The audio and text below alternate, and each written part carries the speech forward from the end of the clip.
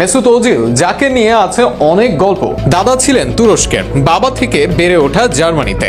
জার্মানির অভিবাসীদের 70% তখন বেকার। এর মাঝে কোন রকম জীবন চালাচ্ছিলেন মেসুত ওজিলের পরিবার। দিন চলতে পরিবারকে সাহায্য করতে হতো নিয়মিত। এর মাঝে ফুটবলকে আঁকড়ে ধরেন, ভালোবাসেন। শেষ পর্যন্ত এই ফুটবল দিয়েই সারা বিশ্বে অর্জন করেন খ্যাতি। কলেজে থাকাকালীন ফুটবলে হাতে খড়ি। স্বপ্ন দেখতেন কলেজের সামনে থাকা শালকে একাডেমিতে খেলবেন। সেই স্বপ্ন পূরণ করতে পেরেছেন। শালকের একাডেমিতে যোগ দেন 2005 সালে। সেখান থেকে চলে যান আরেক জার্মান ক্লাব ওয়েডার ব্রেমানে।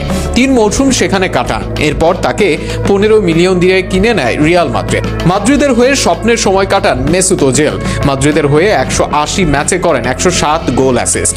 বিশেষ করে অ্যাসিস্ট কি পাস থ্রো বলে ওজিল কতটা দক্ষ ছিলেন তা অনুমেয় তার অ্যাসিস্টের পরিসংখ্যানে। রিয়াল মাদ্রিদে 27 গোলের বিপরীতে 80 অ্যাসিস্ট করেন ওজিল। তার ক্লাব ছাড়ার পর মাদ্রিদের সেরা তারকা ক্রিস্টিয়ানো রোনালদোই তাই আফসোস করতে থাকেন।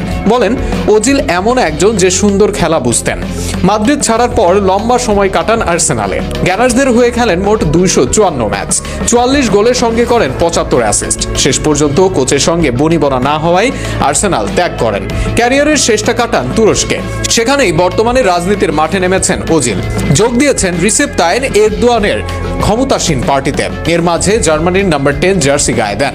সেখানে তাদের হয়ে জয় করেন এক বিশ্বকাপ। 92 ম্যাচে করেন মোট 27 গোল। তবে শেষ বেলায় জার্মানির ডাউনফলে দোষারোপ করা হয় তাকে। ওজিল তাই মুখ ফুটে বলেই ফেলেন, ভালো খেললে তিনি জার্মান থাকেন, খারাপ খেললে হয়ে যান তুর্কি অভিবাসী। মাঠের ক্যারিয়ারের বাইরে সামাজিক ও ধর্মীয় ক্যারিয়ারেও বেশ সুপরিচিত ছিলেন ওজিল। নিজের বিশ্বকাপ জয় থেকে পাওয়া অর্থ ব্রাজিলের 23 শিশুর চিকিৎসায় ব্যয় করেছেন। সিরিয়াতে হামলায় নিহত মানুষের পাশে দাঁড়িয়েছেন।